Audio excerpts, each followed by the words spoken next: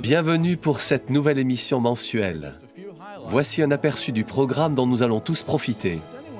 Vous êtes-vous déjà senti désemparé face à un interlocuteur en colère qui s'en prend à vos croyances? Vous n'êtes pas le seul. Nous verrons dans une vidéo comment Grayson a dû faire face à ce genre de situation. Profitant de circonstances favorables, des parents ont eu la joie d'être dans le service à plein temps tout en donnant une bonne éducation à leurs enfants. Comment y sont-ils parvenus? L'histoire de la famille Schiller nous fournira quelques réponses. Nous verrons aussi la joie et les bienfaits que l'on retire en assistant à l'école pour le service de pionnier. Seulement dans cette vidéo, les élèves ne sont pas pionniers, ils sont tous bétélites. Nous apprendrons aussi comment mieux gérer notre temps de manière à ne pas négliger les choses les plus importantes. Nous découvrirons tout cela dans cette émission de JW Télédiffusion.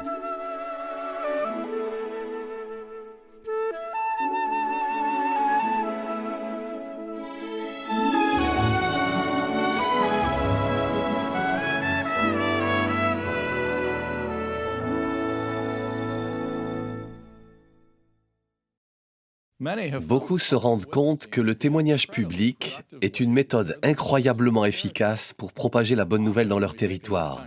Généralement, quand on pense à cette forme d'activité, on imagine des rues bondées au cœur des grandes villes. Mais regardez à quoi peut ressembler le témoignage public dans un tout autre environnement. Selon Romains chapitre 1, verset 20, ce que nous voyons dans la création nous permet de discerner la puissance créatrice de Jéhovah.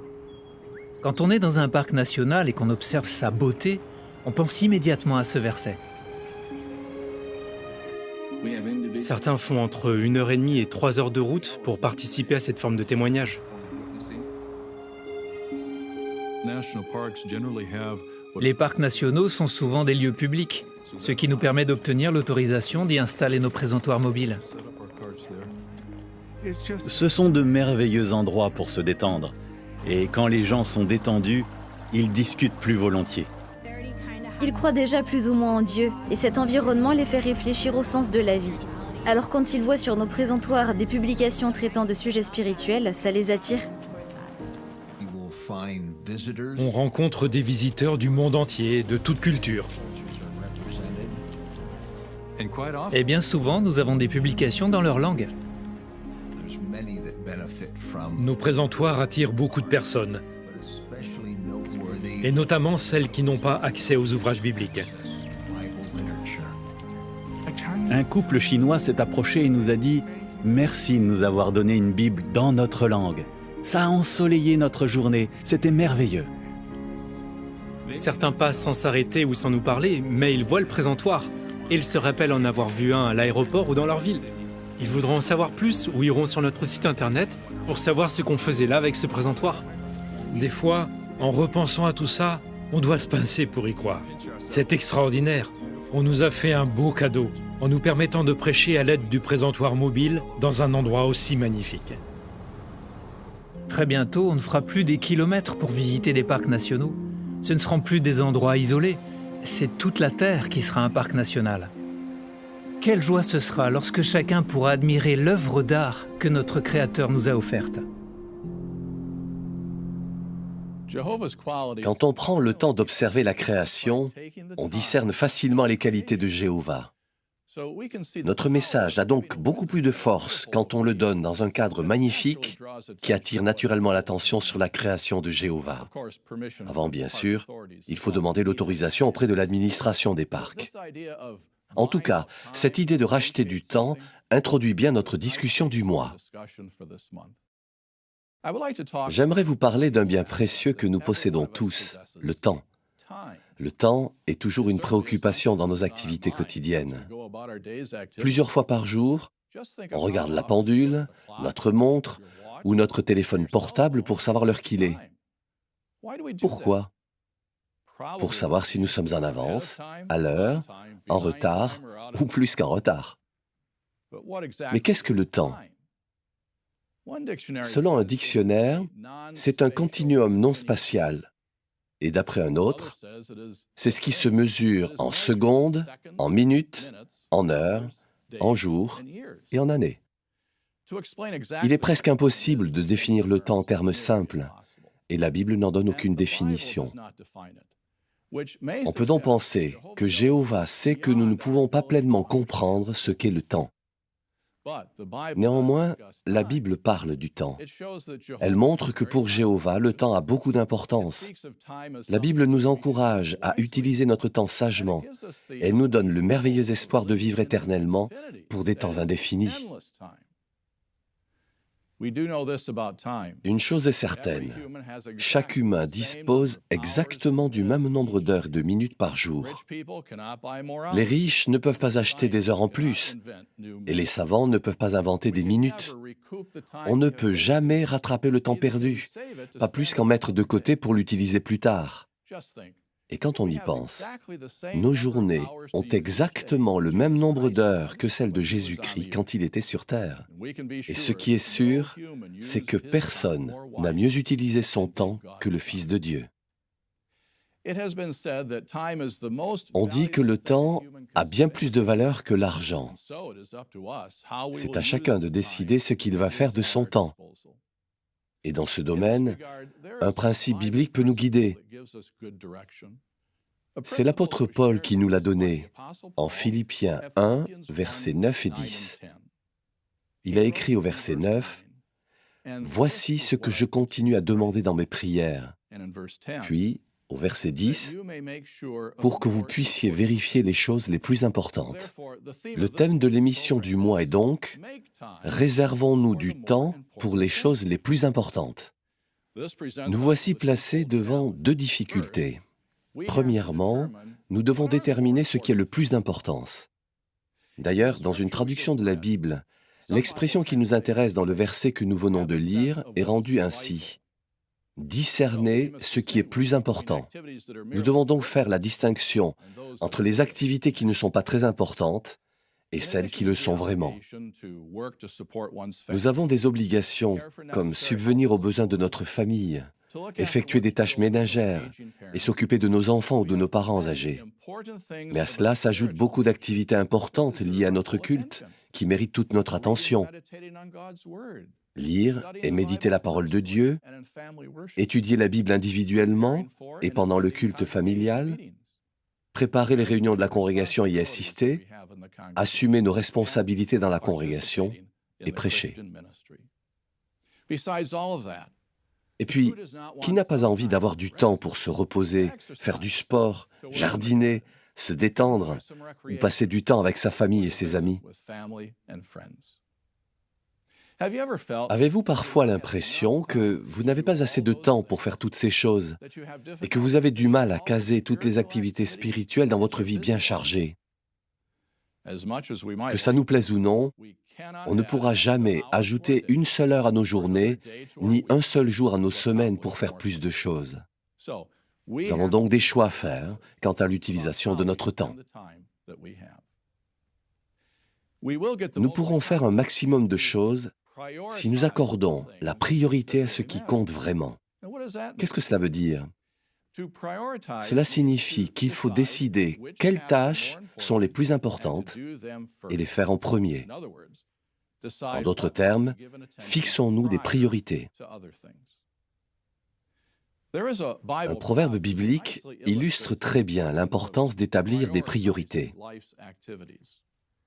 Proverbe 12, verset 11 déclare « Celui qui cultive son sol sera rassasié de pain, mais celui qui poursuit des choses sans valeur manque de cœur. » Voilà un avertissement très clair pour un cultivateur.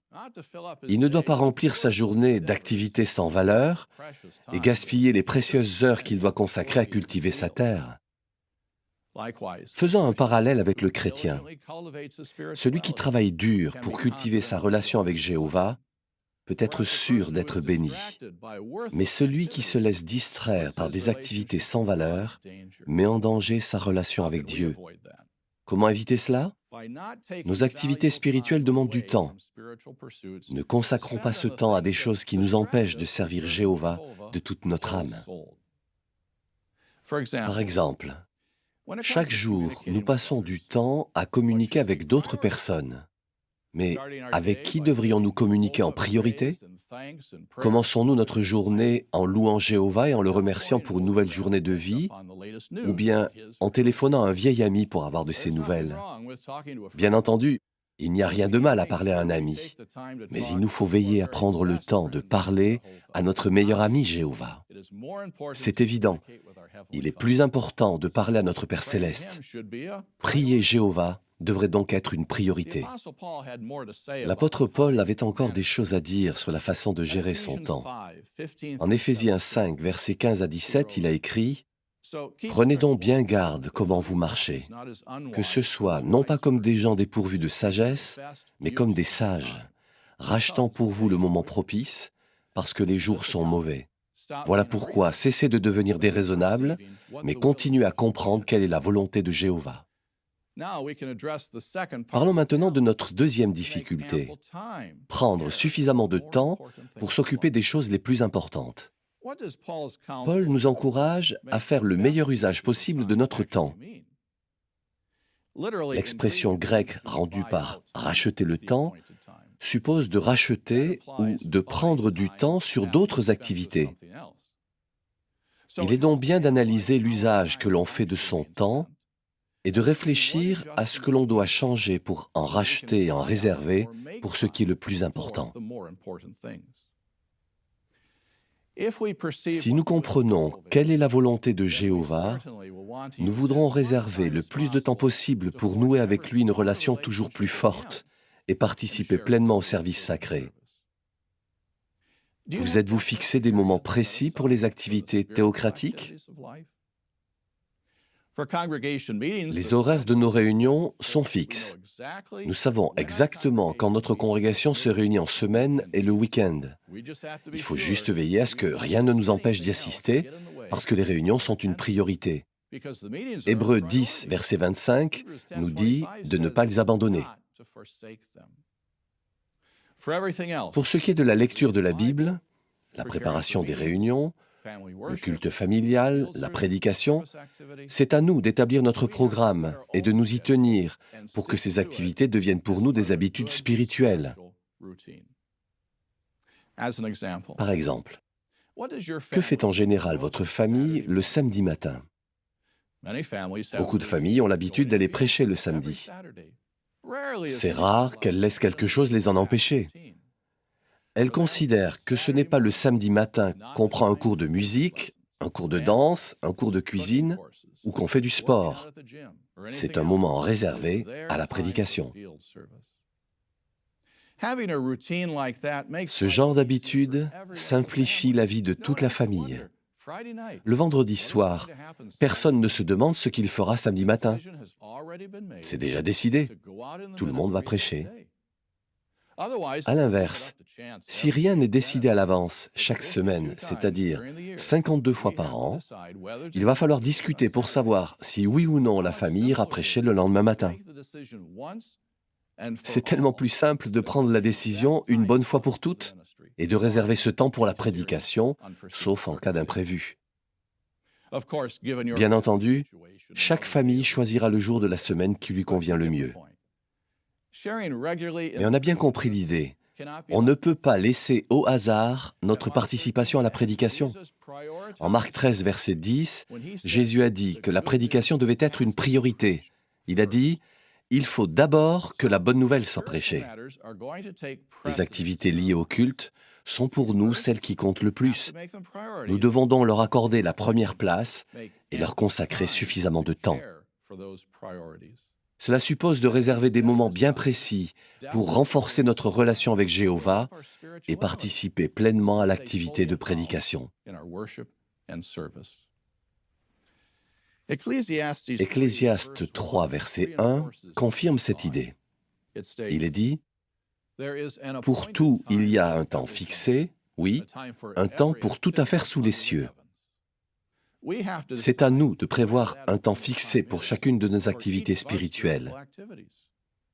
Si nous avons du mal à le faire, pourrions-nous réduire le temps que nous réservons aux loisirs, à la détente, au sport, aux échanges sur les réseaux sociaux, pour le consacrer à la lecture de la Bible, au culte familial, À la préparation des réunions et à la prédication? Si nous y parvenons, nous nous sentirons stimulés sur le plan spirituel. C'est ce qui est arrivé à un chef de famille que je connais. Il a décidé de mieux préparer la partie « Recherchons des perles spirituelles » pour donner des commentaires chaque semaine à la réunion, et pour cela, il s'est dégagé du temps le dimanche soir. Sa famille et sa congrégation profitent des idées excellentes qu'il trouve en faisant des recherches sur la portion de la Bible prévue pour la semaine, et cela réjouit beaucoup notre frère. Un chrétien et sa femme ont décidé de renoncer à certains de leurs passe-temps et de leurs projets personnels. Ils ont même emballé et rangé tout ce qui pouvait leur rappeler ces divertissements. Pourquoi? Pour éviter de se laisser distraire. Ils se sont dit que ces activités n'étaient pas indispensables et qu'ils pouvaient s'en passer. Nous aussi, nous avons tout à gagner à faire un bilan et à limiter les activités qui ne sont pas indispensables et qui pourraient nuire à nos habitudes spirituelles. Cela peut nous apporter de grandes satisfactions. Par exemple, si nous prenons chaque jour 30 minutes sur des activités secondaires pour lire la Bible, au bout d'un an, nous l'aurons lue entièrement. Ou bien, si nous consacrons 1 ou 2 heures de plus à la prédication chaque semaine, imaginez tout ce que nous pourrons accomplir. Imaginez la joie qu'auront Jéhovah et Jésus en nous voyant racheter du temps pour les choses les plus importantes. Pourquoi avons-nous jugé nécessaire de parler de la façon de gérer son temps? Parce que la Bible, en 1 Corinthiens 7, verset 29, nous dit que le temps qui reste est réduit. Et c'est vrai, il ne reste pas beaucoup de temps avant la grande tribulation. Ce n'est pas le moment de négliger la plus importante de toutes les activités, le culte que nous rendons à Jéhovah. Nous devons tous, y compris les jeunes, trouver du temps pour les choses qui comptent vraiment. C'est le thème du clip vidéo du mois, ce qui compte vraiment.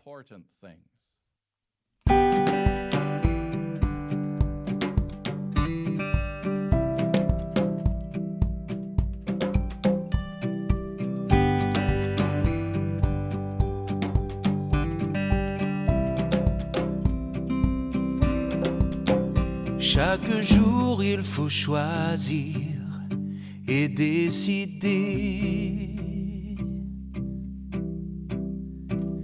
comment gérer son temps et la vérité. Bien sûr, c'est bon de rire avec ses amis, mais ce n'est pas là l'unique sens de la vie. Ne laisse pas filer le temps, ce qui compte vraiment. Prie, médite et pense à Dieu souvent. Aime Jéhovah, c'est le sens de la vraie vie. Oublie le reste, tout ce qui stresse. Imagine l'avenir, les belles promesses. Que rien ne prenne la place des choses qui comptent vraiment.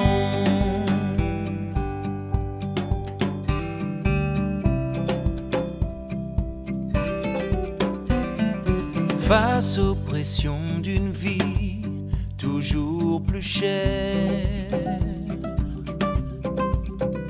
notre foi peut faiblir, le cœur nous trahit. Surtout pense à ta famille d'abord. Et si tu veux son bonheur, rappelle-toi encore. Ne laisse pas filer le temps, ce qui compte vraiment. Prie, médite et pense à Dieu souvent. Aime Jéhovah, c'est le sens de la vraie vie.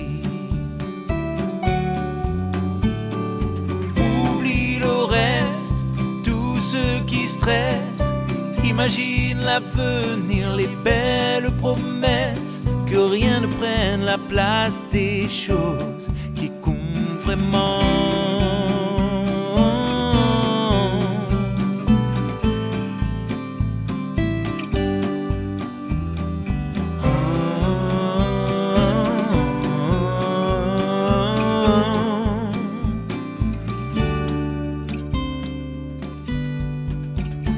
laisse pas filer le temps.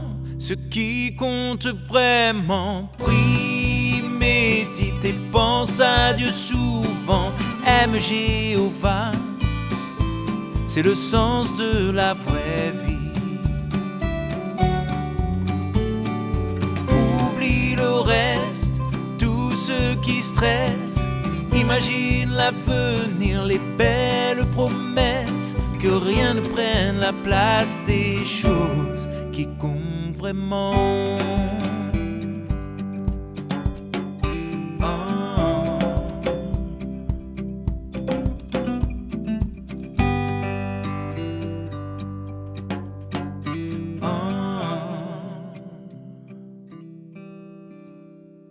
Quelle belle chanson!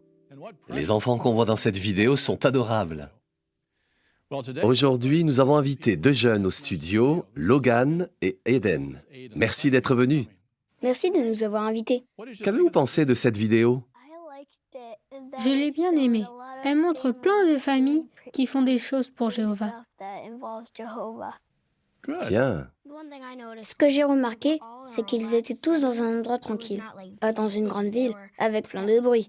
Ils étaient par exemple à la plage et ils parlaient de la Bible. Et ils passaient un bon moment en famille. Bien vu, les garçons. Dans la chanson, le refrain dit 3 fois « Ne laisse pas filer le temps, ce qui compte vraiment ». Ensuite, 3 choses importantes sont mentionnées. Lesquelles? La prière, L'étude, pensez souvent. à Dieu. C'est ça, très bien. Et vous êtes d'accord que ce sont de bons rappels pour nous tous? Ma femme et moi, nous sommes dans la même congrégation que Logan, Eden et leur famille. Donc je sais qu'ils sont toujours là aux réunions. Ce que j'apprécie beaucoup, c'est que vous participez aux réunions et vous répondez dans vos propres termes. Vous donnez un bon exemple. Continuez comme ça. D'ailleurs, comment trouvez-vous les réunions de semaine avec toutes les vidéos que nous regardons? C'est varié. Il n'y a pas que des discours. C'est comme des petites pauses pendant la réunion. C'est vrai?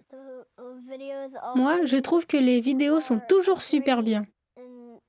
Et puis, elles parlent de la même chose que les discours. Parfois, on regarde même des vidéos de la série « Deviens l'ami de Jéhovah » avec Caleb et Sophia. D'ailleurs, j'ai une question pour vous. Est-ce que vous auriez une idée pour une prochaine vidéo de Caleb?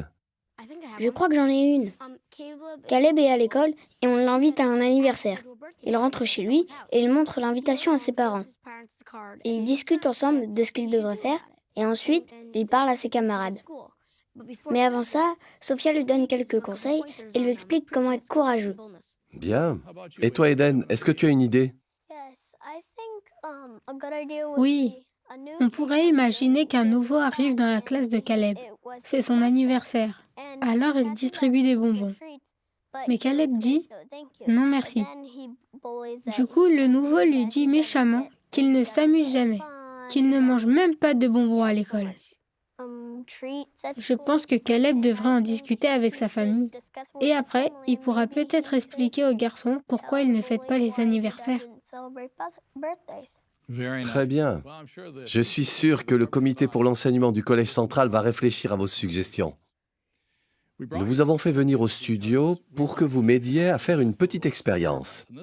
C'est une expérience que certains de nos téléspectateurs ont déjà vue.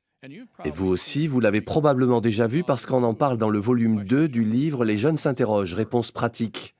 Elle va nous aider à comprendre comment trouver le temps de faire les choses les plus importantes. Mais d'abord, je vais vous expliquer ce que nous avons sur la table. Les 2 seaux représentent une semaine dans la vie d'un chrétien. Les gros cailloux représentent les choses les plus importantes que nous devons faire pendant la semaine. Et tous ces petits cailloux, ce sont les choses de la vie qui ne sont pas indispensables, comme la détente, faire des jeux, faire du sport, aller sur Internet, aller sur les réseaux sociaux, nos passe-temps, prendre des cours de musique. Toutes ces choses sont sympas à faire, mais il faut reconnaître qu'elles ne sont pas indispensables. Donc, maintenant, l'objectif, c'est de mettre dans le seau tous les gros cailloux et aussi les petits cailloux. Je vais te donner chaque caillou, Logan, et toi, tu les mets dans le seau. Le premier représente les choses importantes que ton père doit certainement faire. Il travaille pour subvenir aux besoins de la famille. Peut-être que ta mère est pionnière ou qu'elle doit travailler. Vos mères ont en tout cas beaucoup à faire dans la maison pour prendre soin de la famille. Et vous, les garçons, vous devez aller à l'école et faire vos devoirs, et ça vous prend beaucoup de temps. Cet autre caillou représente toutes les tâches que chacun dans la famille doit faire à la maison. Le ménage, la lessive, cuisiner, entretenir le jardin, la voiture, etc. Ça prend aussi beaucoup de temps.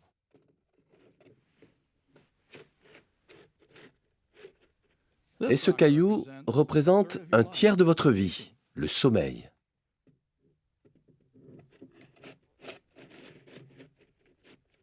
Et maintenant, ce sont les choses les plus importantes, nos activités spirituelles, comme la lecture de la Bible et la méditation, l'étude individuelle et le culte familial.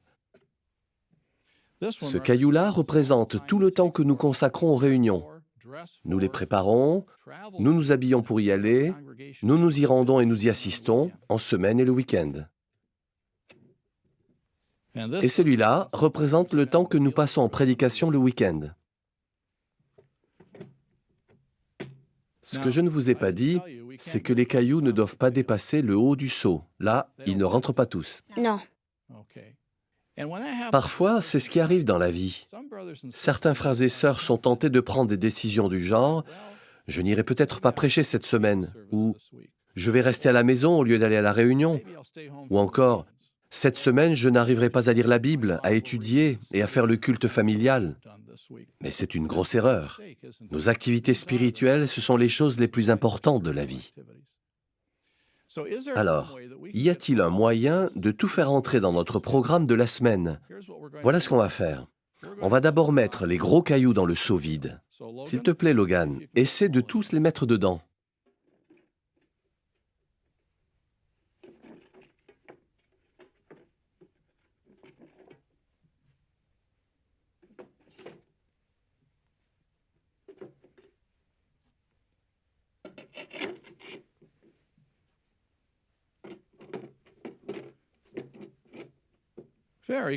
Très bien, ils rentrent tous, c'est bien.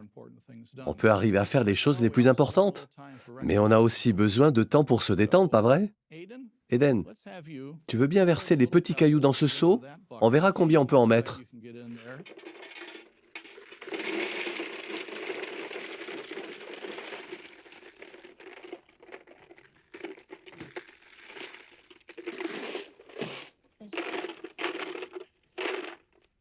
Tu peux en mettre beaucoup plus.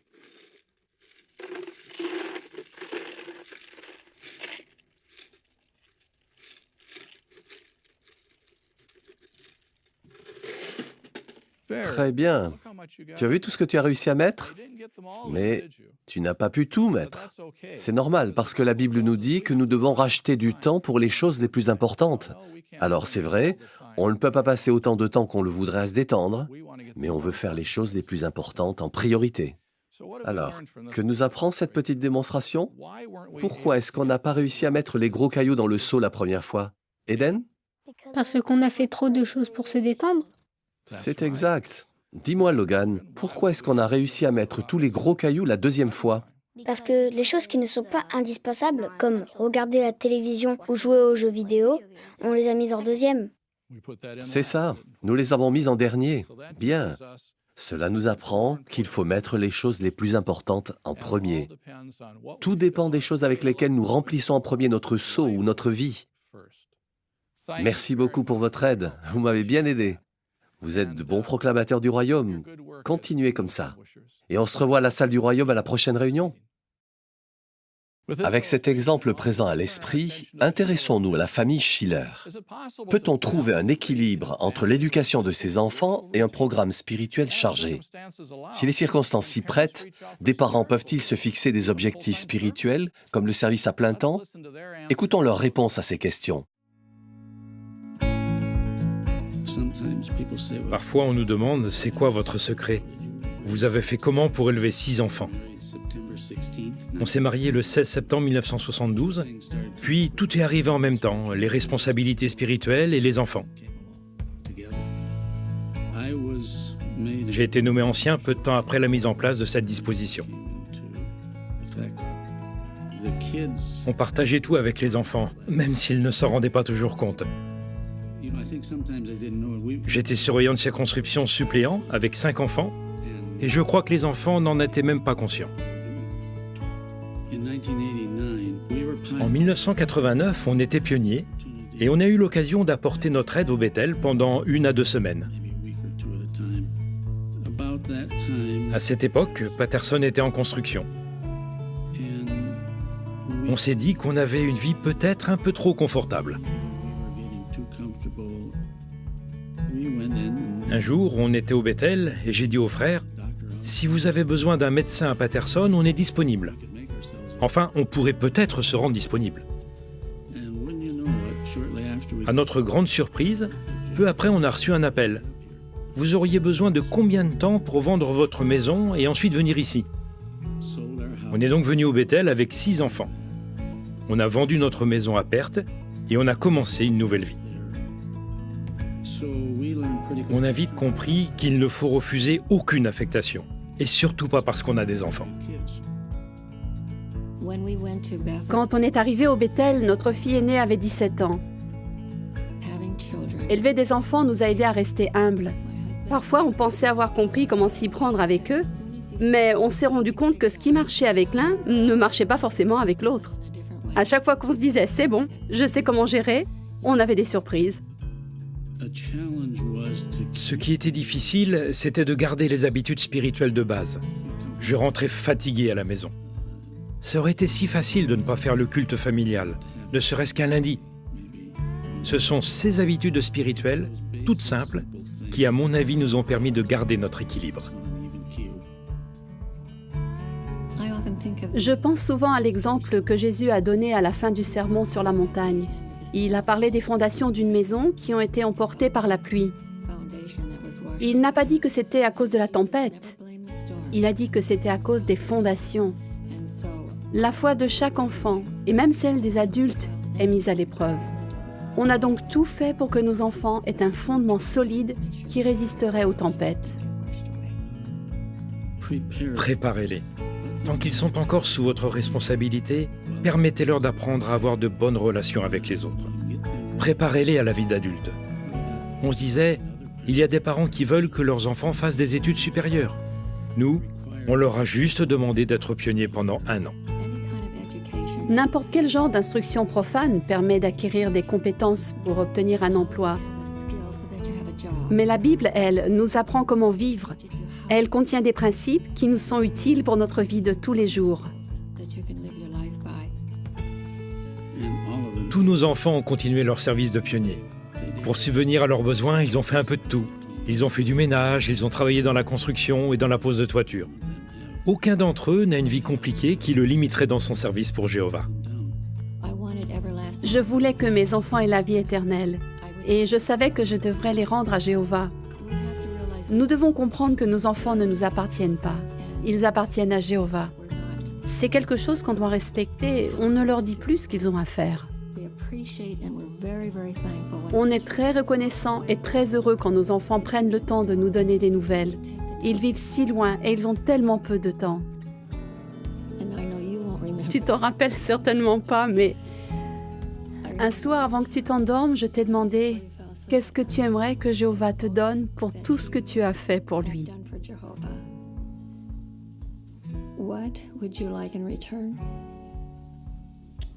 Tu te souviens de ce que tu as dit? Tu as dit 3 mots. Tous mes enfants. En Deutéronome, il est dit « J'ai mis devant toi la vie et la mort, et tu dois choisir. » En tant que parents, nous avons fait de notre mieux. Parfois on faisait bien, parfois pas si bien que ça. Mais au bout du compte, chaque enfant a dû prendre ses propres décisions. C'était quoi notre secret? On n'en avait pas. Mais on est vraiment fiers des décisions que nos enfants ont prises et de ce qu'ils sont devenus parce que c'était leur décision. Et voici la leçon que nous avons apprise.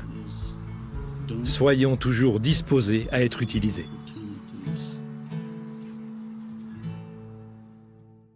N'est-ce pas merveilleux d'apprendre à connaître des frères et sœurs comme frère et sœur Schiller qui ont choisi d'offrir leur talent à Jéhovah? Frère Schiller a dit que c'est en participant aux activités spirituelles principales que sa famille a gardé le service de Jéhovah à la première place. De ce fait, quand des occasions se sont présentées, il a pu faire davantage en étant pionnier, surveillant de circonscription suppléant, et il a même pu utiliser ses compétences de médecin en devenant volontaire à Patterson. Proverbe 10, verset 22 dit « C'est la bénédiction de Jéhovah qui enrichit, et il n'ajoute aucune douleur avec elle. » Cela s'est vérifié pour frère Schiller et sa famille. Jéhovah nous offre beaucoup de cadeaux spirituels. Il nous donne par exemple une belle formation lors des réunions, des assemblées et grâce à certaines écoles. Ces formations nous aident à nous fixer des priorités et à nous concentrer sur les choses les plus importantes. Depuis quelques années, les Béthélites ont l'occasion d'assister à l'école pour le service de pionniers. Voyons comment cette école les a aidés au Béthel et dans leur ministère.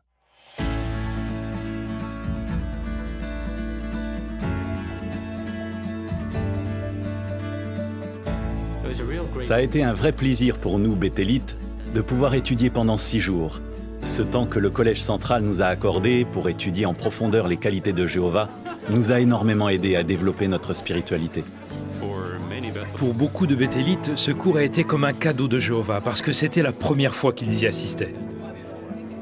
Un couple dans le service à plein temps depuis 50 ans n'avait jamais assisté à l'école pour le service de pionniers. J'avais déjà été invitée à 2 reprises, mais malheureusement, à chaque fois, je n'ai pas pu y aller. J'ai eu le sentiment que Jéhovah m'offrait une 3e chance. Et cette fois-ci, je ne voulais vraiment pas la rater. Au début, ça nous fait un peu bizarre. On est Béthélites, pas pionniers. Mais après avoir suivi les cours et vu comment cette école nous aide à améliorer notre service, on comprend pourquoi le Collège central a mis cette disposition en place. Cette école, c'est vraiment un beau cadeau. On côtoie des frères et sœurs qui ont été pionniers pendant des années. Certains ont été à l'école de Galade, d'autres ont été surveillants itinérants ou formateurs à l'école pour le service de pionniers. On ne peut pas rêver mieux. Même s'ils sont dans un environnement spirituel, ils ont besoin de renforcer leur foi. Quand on est Béthélite, on ne prêche pas autant que quand on était pionnier. C'est donc très important d'apprendre à bien utiliser son temps en prédication. On apprend beaucoup sur la prédication à l'école pour le service de pionniers. Quand ça m'a été possible, j'ai pris le service à 30 heures et j'ai essayé de prêcher le plus possible en fin de semaine. Comme ça, j'ai pu me préparer pour l'école. Tout chrétien a besoin de se fixer des objectifs, même quand on sert au Béthel.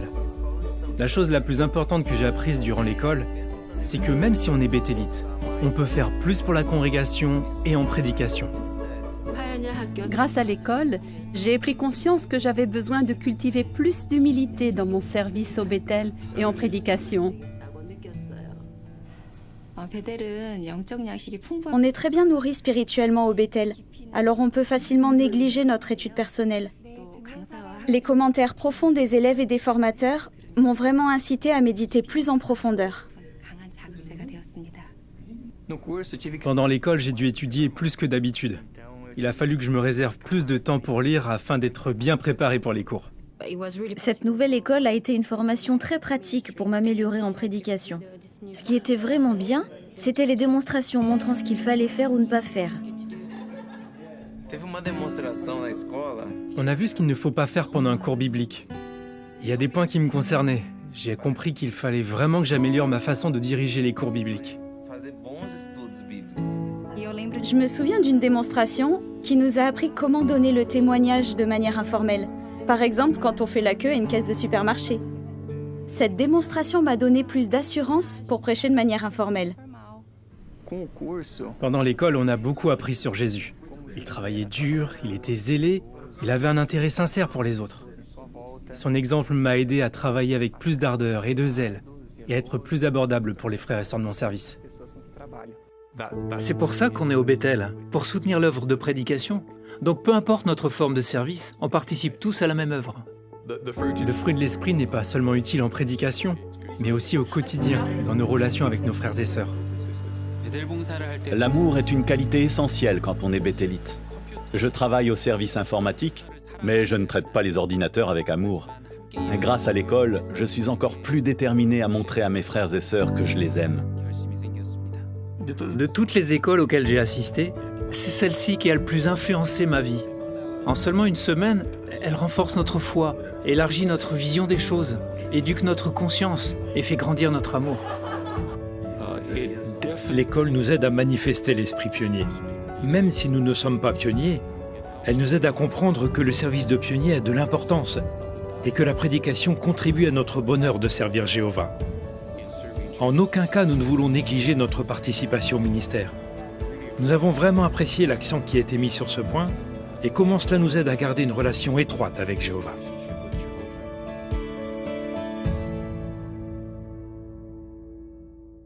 Ses frères et sœurs ont aménagé leur temps pour recevoir cette formation spirituelle et ils en ont retiré de grands bienfaits.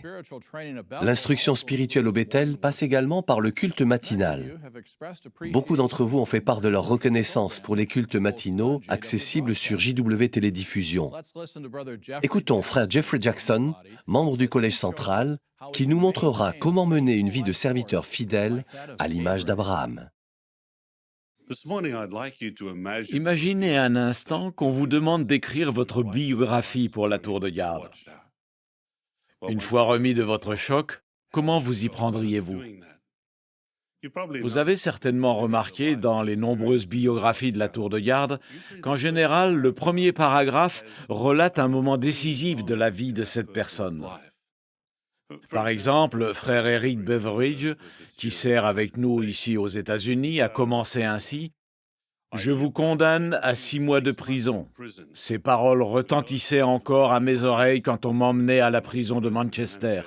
Je venais de rencontrer l'épreuve la plus rude de ma jeunesse. J'avais refusé de m'enrôler dans l'armée.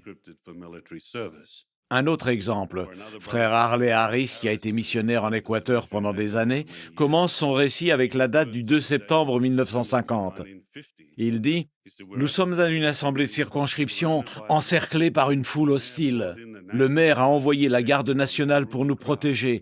Une haie de soldats, fusils et baïonnettes au poing est postée le long de la rue. Sous les huées, nous regagnons nos voitures et partons pour suivre le reste du programme. C'est là que je vais me faire baptiser à l'âge de 14 ans. » Un autre encore, frère Don McLean, originaire du Canada et aujourd'hui membre du comité de la filiale d'Australasie, a commencé sa biographie ainsi. « Me voilà assis depuis des heures à côté d'un homme de la gendarmerie royale canadienne. Je suis son prisonnier. Il me conduit au camp dans l'Ontario et ce voyage de 2400 km me semble interminable. »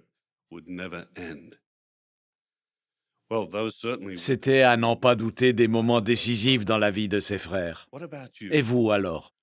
Quel a été votre moment décisif?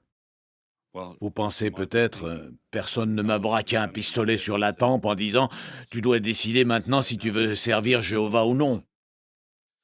Il n'empêche que nous sommes nombreux à avoir connu des moments décisifs dans notre vie. Peut-être que c'est le jour où nous avons décidé de servir Jéhovah ou d'entreprendre le service à plein temps. Peut-être que ça a été la décision de vendre notre maison, de quitter notre emploi, d'aller au Bethel, ou bien de quitter notre pays pour nous installer à l'étranger. Ou nous avons peut-être surmonté une tentation ou une épreuve, comme renoncer à des études supérieures ou à un emploi bien rémunéré. En tout cas, je suis sûr que nous nous rappelons tous avoir vécu des moments décisifs dans notre vie et d'avoir pris des décisions qui nous ont apporté beaucoup de bienfaits. Mais pensons quelques instants au fidèle Abraham. Quel a été le moment décisif de sa vie? Prenez s'il vous plaît votre Bible et ouvrez-la à Hébreux 11. C'est le fameux chapitre où l'apôtre Paul retrace les nombreux moments décisifs de la vie de fidèles du passé. En Hébreux 11, verset 8, il dit d'Abraham: « Par la foi, Abraham, lorsqu'il a été appelé, a obéi en sortant vers un lieu qu'il devait recevoir en héritage. et il est sorti sans savoir où il allait. C'est bien là un moment décisif dans la vie d'Abraham, n'est-ce pas? Il a décidé d'obéir à Jéhovah, de quitter Our pour un pays lointain qu'il ne connaissait pas.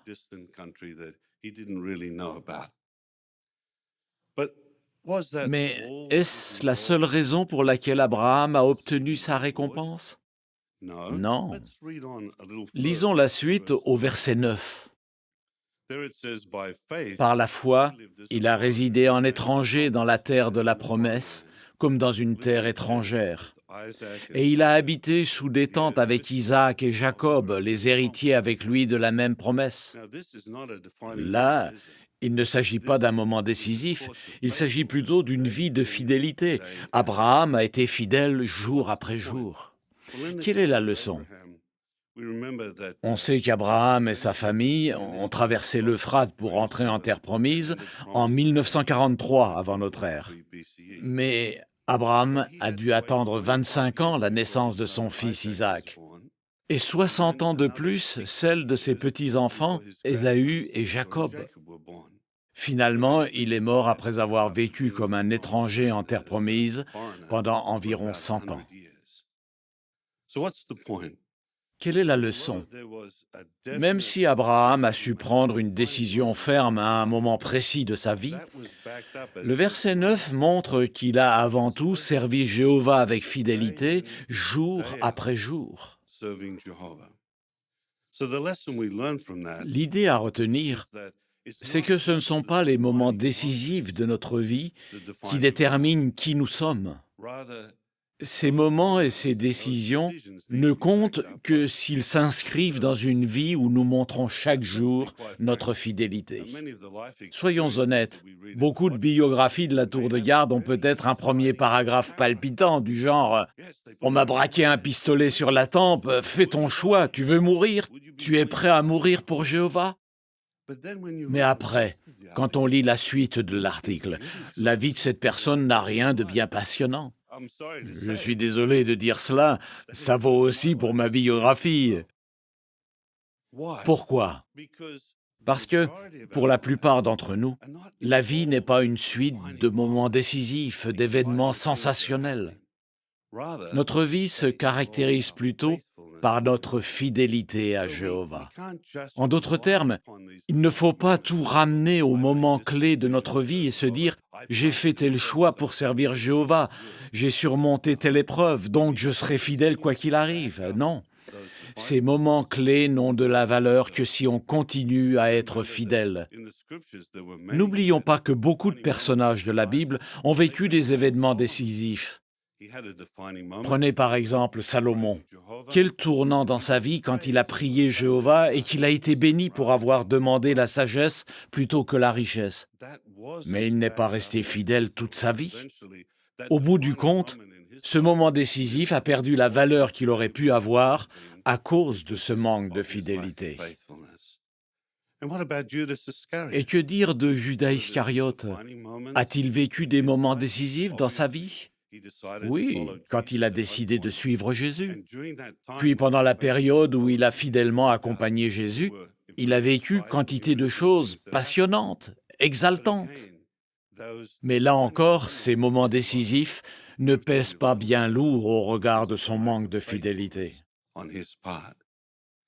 Cela nous aide à comprendre pourquoi l'apôtre Paul a jugé utile de faire quelques remarques pertinentes avant de commencer la liste d'Hébreux chapitre 11. Prenons Hébreux chapitre 10. Hébreux 10, versets 35 à 39. C'est la leçon à retenir aujourd'hui. Paul déclare à partir du verset 35 « Ne rejetez donc pas votre franchise, laquelle obtient une grande récompense, car vous avez besoin d'endurance. » Ça nous rappelle les paroles de Jésus, « Celui qui aura enduré jusqu'à la fin sera sauvé. » Afin que, après avoir fait la volonté de Dieu, vous receviez l'accomplissement de la promesse. Car encore très peu de temps, et celui qui vient arrivera et il ne tardera pas. Mais mon juste vivra en raison de la foi, Et s'il recule, mon âme ne prend pas plaisir en lui.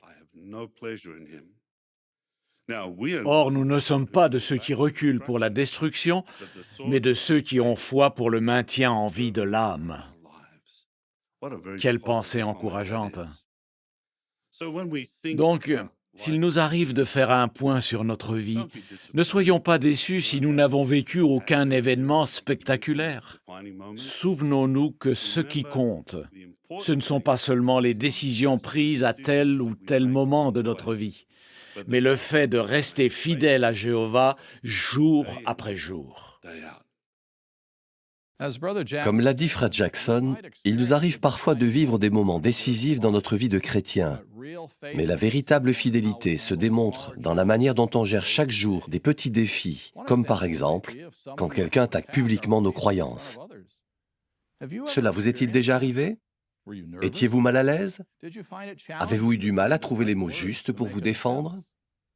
La vidéo suivante va nous montrer comment Grayson a dû gérer ce genre de situation.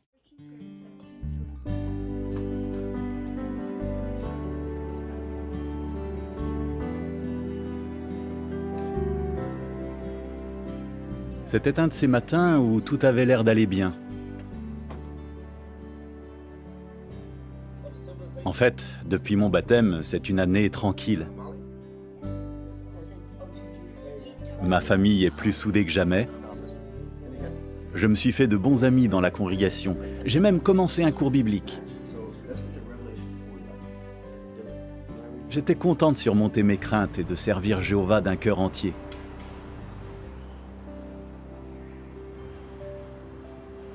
Mais tout peut changer très vite.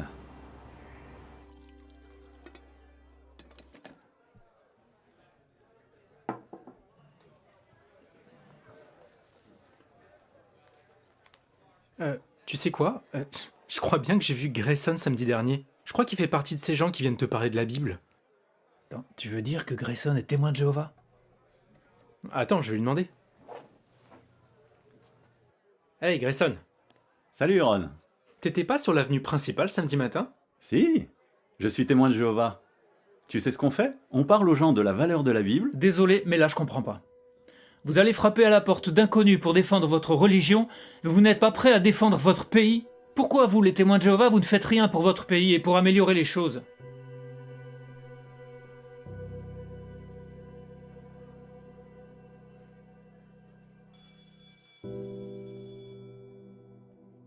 Je n'ai pas aimé ma réaction. J'étais déçu. Contrairement à ce que je croyais, je n'avais pas réussi à vaincre toutes mes craintes. Ce soir-là, pendant le culte familial, on a parlé de nos frères qui sont en prison en raison de leur foi. Maman, pourquoi ils sont en prison? Ils ne veulent pas se battre, ni tuer des gens. Ça a vraiment touché Eden. Et ce soir-là, il a voulu prier pour eux. Sa prière m'a touché. Avec toutes ces choses en tête, je n'arrivais pas à dormir. Alors j'ai décidé de me lever et de faire des recherches. J'ai trouvé des articles sur l'apôtre Pierre. Malgré son zèle, lui aussi a dû parfois lutter contre la crainte de l'homme. Par exemple, quand il a renié Jésus 3 fois. Mais il a fini par surmonter cette crainte. Nous vous avions formellement interdit de continuer d'enseigner en ce nom-là. Et voilà que vous avez rempli Jérusalem de votre enseignement. Vous êtes bien décidés à nous rendre responsables de la mort de cet homme. Nous devons obéir à Dieu plutôt qu'aux hommes. Le Dieu de nos ancêtres a ressuscité Jésus, que vous avez tué en le pendant à un poteau.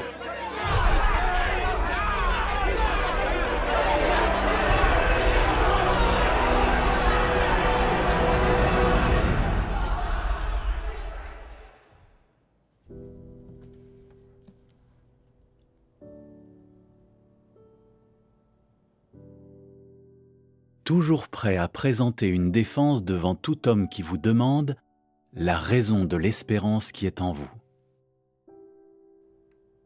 Pierre s'est concentré sur son espérance, pas sur sa crainte. Je veux imiter ses frères fidèles. Je veux être comme eux, Je veux que Jéhovah soit fier de moi.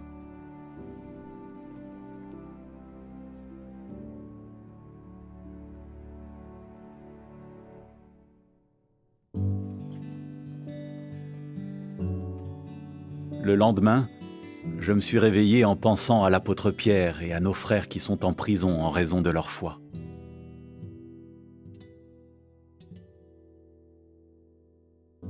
J'étais encore un peu nerveux, mais je me sentais prêt à parler à Eric.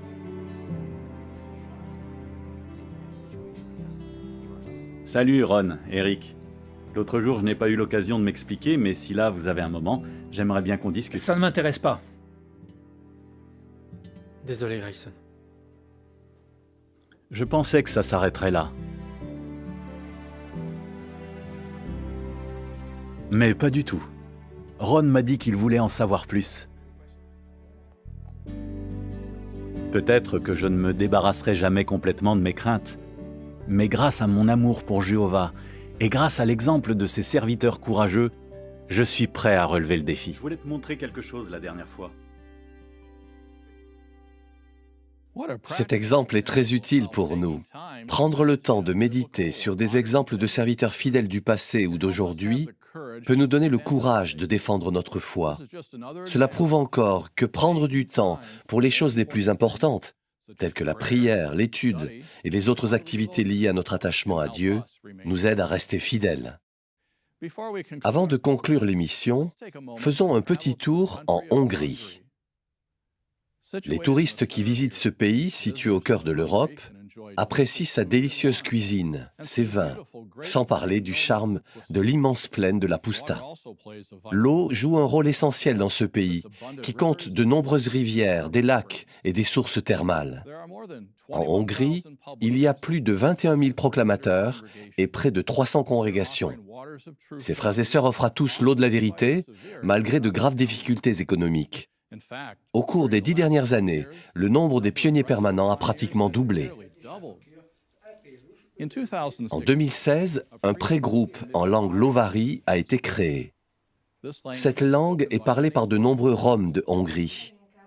Le lovari n'est la langue maternelle d'aucun membre du groupe, mais ils sont tous désireux de l'apprendre pour aider ces personnes assoiffées de vérité. Par ailleurs, cette année, près de 30 000 étudiants étrangers se sont inscrits dans des universités hongroises.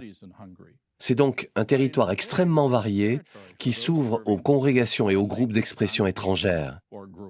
Nos frères et sœurs de Hongrie sont très heureux de vous adresser leur amour et leurs salutations. Nous leur envoyons en retour tout notre amour fraternel. Depuis le siège mondial des témoins de Jéhovah, c'était JW Télédiffusion.